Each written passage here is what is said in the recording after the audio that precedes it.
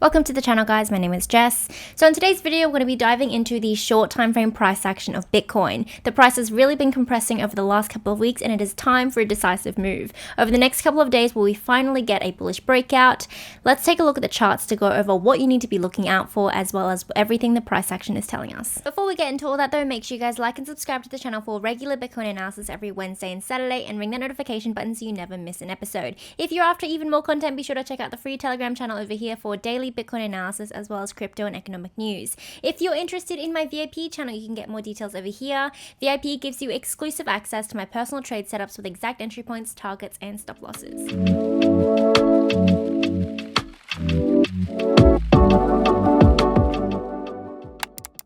Alrighty guys, so diving right into the recent price action, we can see that over the last couple of days, the price action's actually been pretty choppy. We've essentially just been bouncing right between our upper level of resistance here at $69,000 and our key base of support here at $67K. We can also see that unfortunately we did end up losing our 2-week long uptrend over here that we talked about in my last video.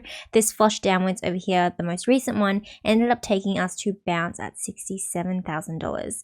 So in my last video, I did speak about the prospect of losing this uptrend and finding support on 67, and I talked about how that would still mean that we weren't going to see any sort of bearish continuation, right? Bearish confirmation would be below our higher low over here, right? The formation of a lower low and the loss of the end of this liquidity zone here at 66.2. But we haven't seen that. We've actually bounced on $67,000 and continued to form another higher low on the charts, right? Just this little one over here.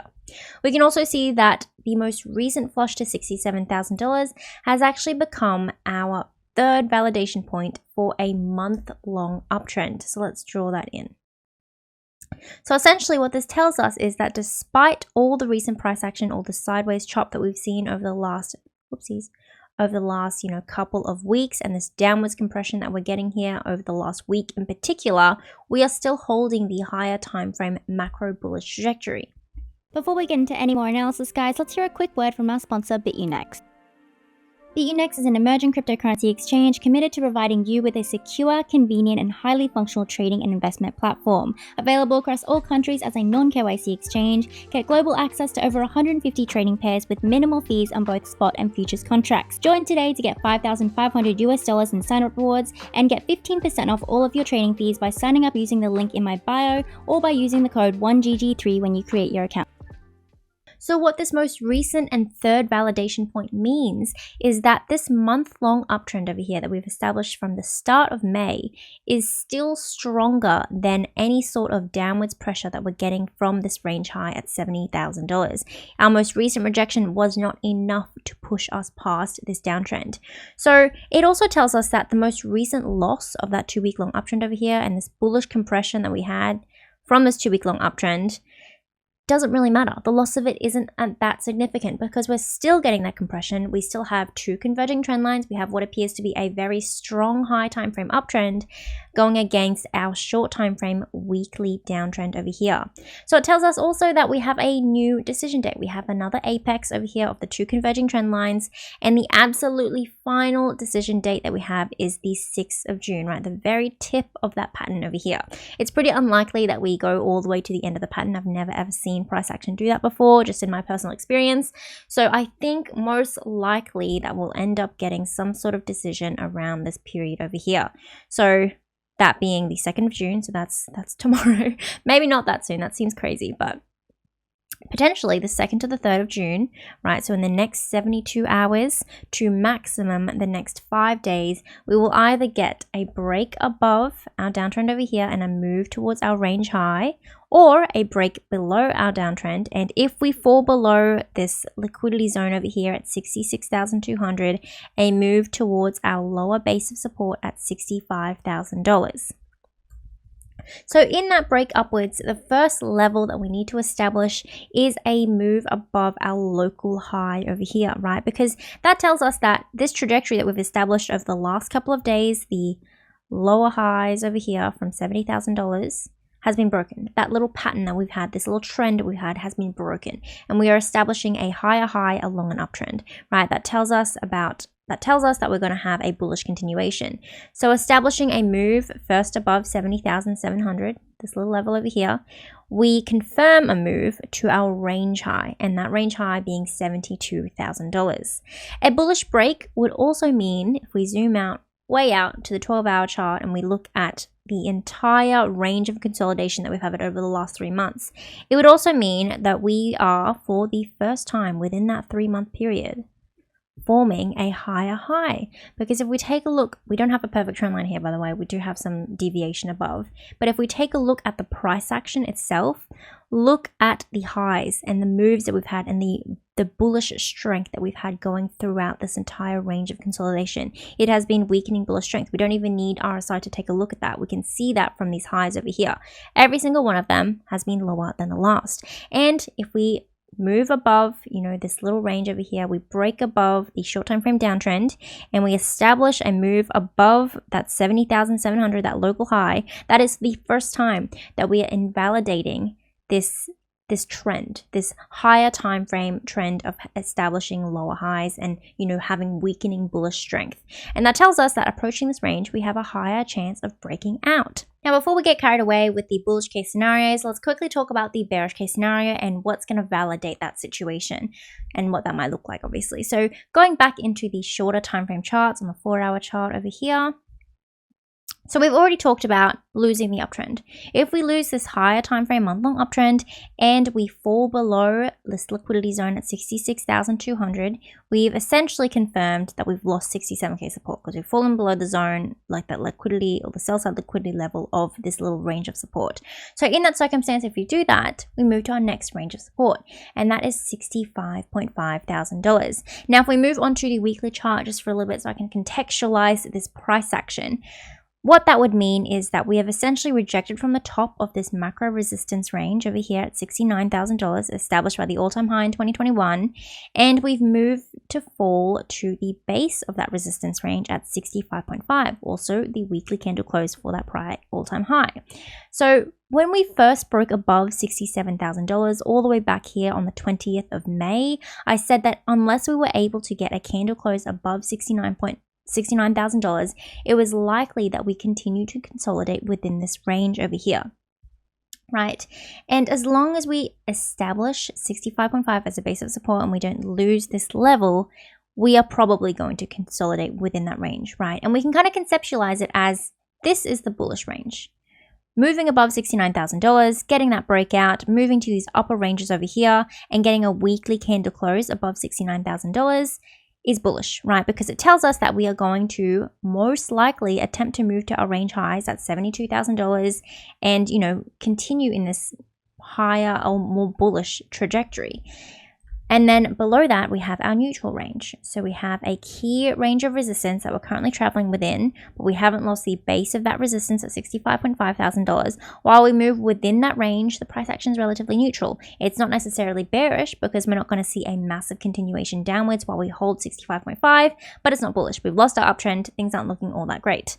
And then below that, that is where we have our bearish range. So falling below 65.5, we move to that next macro level of support, and that is all the way down at $60,000, right? The end of this range of consolidation that we've been in for the last 3 months. We do have some smaller, shorter time frame levels of support. We have, for example, $63,000, but overall, right, the macro support that we have there is all the way down at 60. So this is where the price action becomes truly bearish, falling below this neutral range over here.